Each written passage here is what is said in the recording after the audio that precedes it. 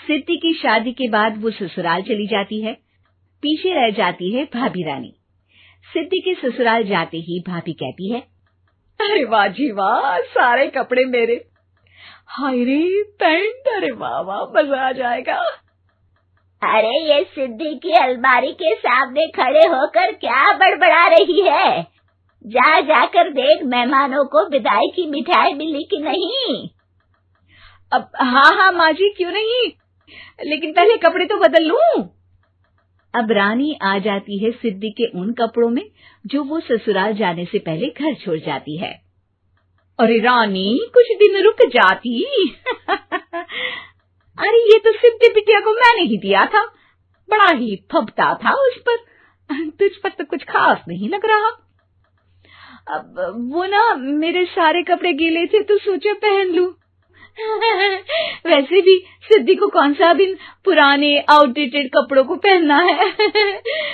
वैसे भी ये सूट तो मैंने तभी पहना था, वैसे खास है भी नहीं ये।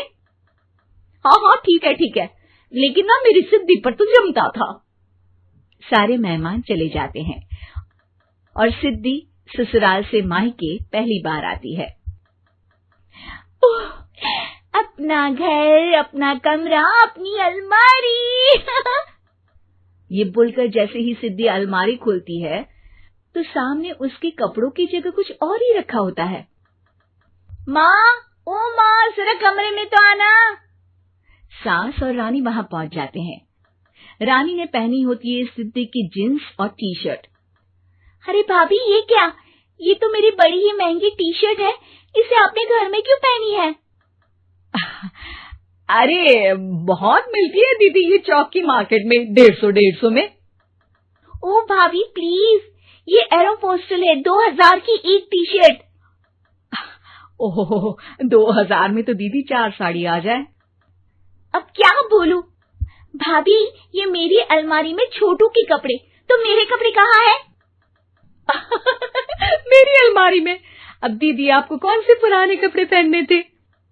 माना भाभी, लेकिन मैं जब घर आती तो यही सब पहनती ना। अरे तुम तो बड़ी कंजूस हो दीदी। खैर, वक्त आता है जब सिद्धि ससुराल के लिए रवाना हो रही होती है। अरे रानी, अंदर से सिद्धि का गिफ्ट ले आ, लड़की पहली बार ससुराल से मायके आई है। रानी अंदर जाती है और एक सिंपल सी साड़ी लेकर बाहर आ जाती है। ये लीजिए माँ जी। सास बेटी को गिफ्ट देकर ससुराल भेजती है। अगले दिन रानी एक सुंदर सी साड़ी पहनकर सामने आती है। अरे रानी, ये तो वो साड़ी है जो मैंने सिद्धि को देने के लिए दी थी जब वो ससुराल ले जाती, लेकिन ये तूने कैसे पहन ली?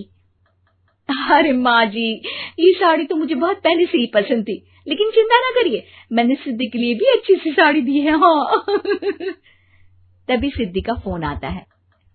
क्या माँ, कुछ अच्छा तो दिया होता ससुराल ले जाने के लिए। अरे पहले दिखा दिया होता। यूं चमकते हुए पैकेट में नौकरानी वाली साड़ी मत दिया करो माँ। अरे बेटे, वो तेरी भाभी ने ना गलती से उससे पैकेट बदल गया। हाँ, मैं कल ही तेरे भाई के हाथ से तेरा वाला पैकेट भेज दूंगी। अरे रहने दो माँ, आई एम श्योर भाभी ने अभी वही साड़ी पहनी होगी जो तुमने मेरे लिए रखी थी। तुम तो समझ नहीं पाई उनको। खैर छोड़ो, मैं ज्यादा बोलती अच्छी नहीं लगती, रहने दो, आपको उन्हीं के साथ रहना है, फिर बात करेंगे। सास को रानी पर गुस्सा आ जाता है। वो उसके कमरे में जाती है जहाँ वो शादी का एल्बम देख रही होती है। रानी, मार्केट जाकर एक ऐसी ही साड़ी लेकर आ, कल प्रतीक जाकर सिद्धि के घर दे आएगा।